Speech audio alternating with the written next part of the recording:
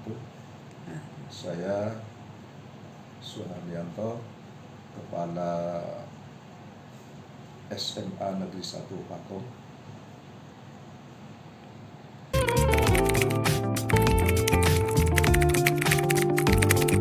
Saya awali dari pengumpulan data dari wali kelas dulu, kemudian saya memanggil, karena di sini yang paling dominan dan paling dekat dengan murid adalah BP, kemudian saya panggil BP dan saya rekomendasikan untuk mencari tahu apa penyebab dari satu kasus itu. Baik.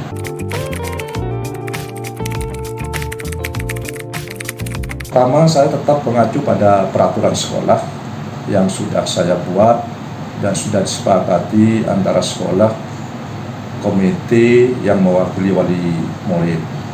Itu yang pertama, poinnya tetap pada peraturan.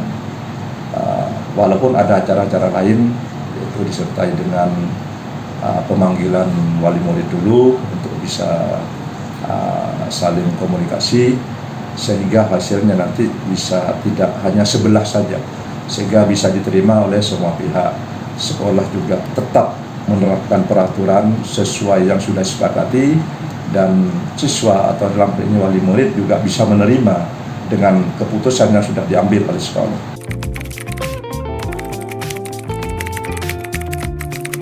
Memang karena kondisional ini ya, karena ini di kecamatan ya, yang memang terkadang wali murid juga ada yang sedikit kurang paham. Kalau serta-merta aturan yang diterapkan pertama, ini terkadang ada kesalahpahaman, sehingga memang ya efektif juga lah. Memang harus wali murid yang pertama dipanggil, kemudian diberitahu bahwa inilah peraturan yang sudah disepakati di sekolah sejak awal siswa itu masuk. Kan di sekolah ini dibuatkan kesepakatan ketika siswa masuk di surat pernyataan dengan bermaterai. Terkadang wali murid tidak paham itu, sehingga ketika tidak ada salah paham maka ditunjukkan dulu, dan pada akhirnya ketika wali murid sudah memahami dan tahu, barulah tetap keputusan itu diambil mengacu pada peraturan. Dan biasanya yang sudah terjadi, alhamdulillah wali murid itu paham dan menerima. Baik.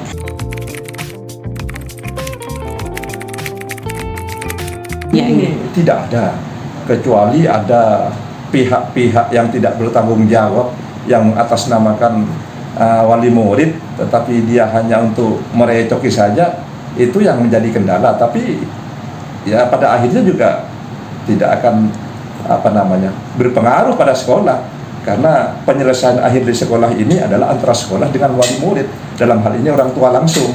Makanya sudah menjadi kebiasaan di SMA Pakong ini, ketika ada panggilan wali murid, itu sekolah tidak akan menerima kalau yang datang bukan orang tuanya. Itu yang sudah menjadi kebiasaan. Baik Bapak.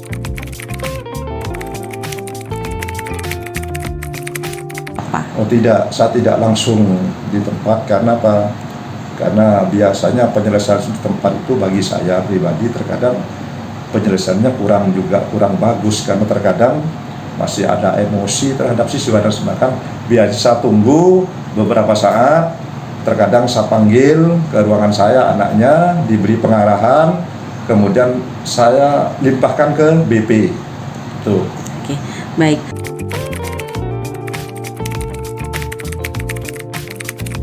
Pemahaman wali murid yang paling banyak, karena rata-rata ya apa, karena memang kebanyakan wali muridku alumni SMA Pakong.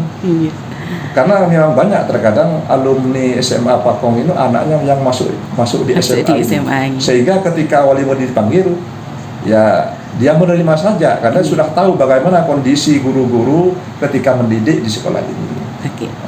Itu yang membuat mudah, sehingga penyelesaian tidak berlarut-larut. Baik.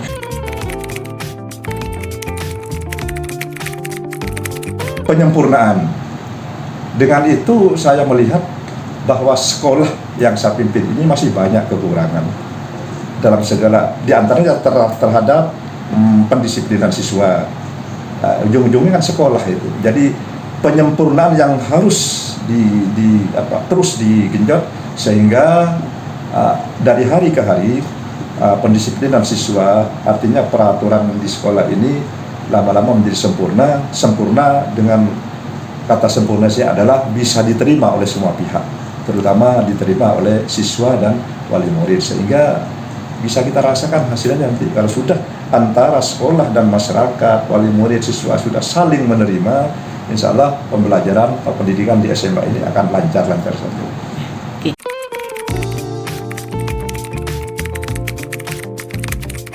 Assalamualaikum Bapak Edi. Waalaikumsalam warahmatullahi wabarakatuh. Ya, terima kasih atas kesempatannya. Saya Sadilika Mendika CDPM 9 ingin mewawancarai Bapak terkait tentang pengambilan keputusan berbasis nilai-nilai kebajikan selama Bapak menjadi pimpinan. Untuk panduan wawancaranya sudah saya kerjakan oleh Bapak.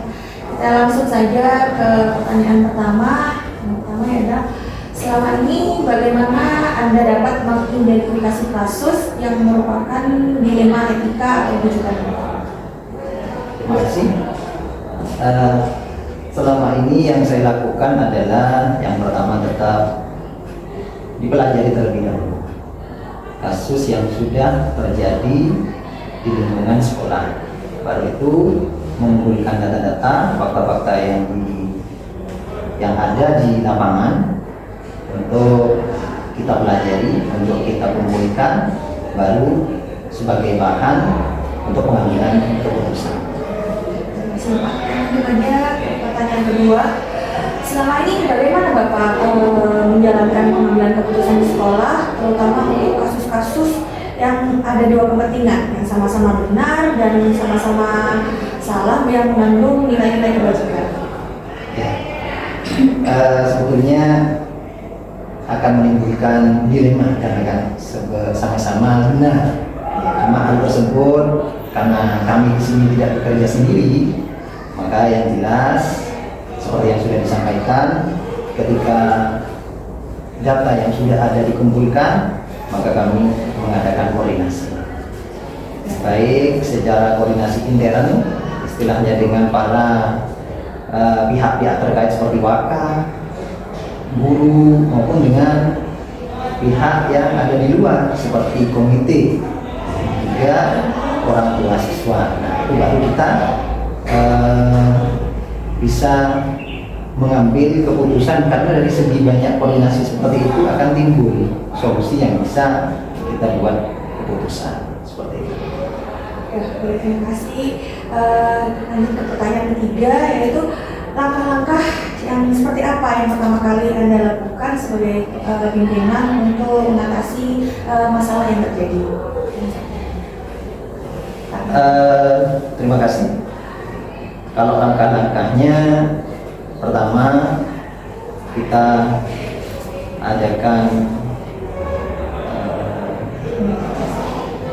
ya seperti yang disampaikan tadi, bahwa kita pelajari dulu apa kasus yang terjadi, lalu kita kumpulkan data-data yang ada untuk kita jadikan bahan bersama dengan pihak-pihak terkait yang sudah dijelaskan tadi, sehingga nanti keputusan yang diambil sudah keputusan bersama dan insya Allah keputusan yang terbaik bagi permasalahan tersebut. Terima kasih. Kita lanjut ke pertanyaan selanjutnya. Hal apa saja yang selama ini merupakan tantangan dari pengambilan keputusan Bapak? Terima kasih juga. Yang merupakan tantangan sudah pasti ada. Setiap sekolah, setiap lembaga pasti mempunyai tantangan tersendiri. Tantangan bagi saya apabila karena mohon maaf saya masih baru, sehingga ada di sekolah ini yang lebih senior dari saya. Jadi ketika permasalahan tersebut terjadi kepada guru-guru senior, maka harus betul-betul pikir untuk mengambil keputusannya. Dan itu yang merupakan tantangan bagi saya untuk saat ini. Terima kasih. Pertanyaan selanjutnya, ini yang pertanyaan yang keenam. Apakah Anda sebagai pimpinan mempunyai jadwal atau tata kala tertentu dalam sebuah penyelesaian kasus dilema etika ini? Apakah langsung menyelesaikan di tempat atau Anda memiliki sebuah jadwal untuk menyelesaikannya? Kalau secara khusus dibentuk dalam sebuah SOP masih belum. Tapi secara rentetan yang sudah disampaikan tadi bahwa kita tidak serta-merta langsung menyelesaikan masalah di tempat. Cuma kita ya harus berkoordinasi terlebih dahulu dengan pihak-pihak terkait untuk pengambilan keputusan. Jadi seperti yang disampaikan tadi bahwa kita memang harus lebih dahulu tahu permasalahan tersebut untuk pengambilan keputusan. Bukan hanya saya yang tahu, tapi juga terkait seperti yang ada di dalam sekolah maupun di luar sekolah. Baru nanti dijadikan sebuah keputusan. Jadi untuk yang secara khusus tertera dalam SOP masih bisa. Terima kasih untuk masukan, bisa dijadikan masukan. Ya Pak. Lanjut pertanyaan ke-7. Adakah seseorang yang membantu Bapak selama ini untuk mempermudah pengambilan keputusan dalam kasus-kasus dilema etika ini? Ya, sudah pasti ada. Namun tidak satu orang. Karena di sini saya punya teman sepemikiran seperti Waka, itu sering kan berkoordinasi apabila bukan termasuk dalam kasus yang dipermasalahkan sekarang. Tapi ketika ada permasalahan lain yang ada di sekolah ini sudah pasti harus mempunyai teman, dan itu bukan hanya sekolah, bisa dengan komite. Kami sering juga masih bukan hanya dalam hal salah satu kasus, tapi semua hal yang terjadi kita koordinasikan sehingga keputusan yang diambil bisa istilahnya seimbang, baik untuk yang A maupun yang B. Ya Pak, ini cukup menarik dan ini last question, yaitu pertanyaan terakhir. Dari semua yang disampaikan, pembelajaran apa yang Anda dapatkan dari pengambilan keputusan di etika ini, pengalamannya? Terima kasih, karena ini baru pertama. Jadi pengalaman bagi saya ketika akan mengambil sebuah keputusan, jangan serta-merta pada saat itu. Jadi pelajaran yang bisa diambil untuk mengambil keputusan itu harus dipikirkan dengan sangat matang sekali, agar keputusan itu tidak bergerak kepada salah satu pihak. Jadi nanti bisa baik kepada sendiri. Terima kasih Bapak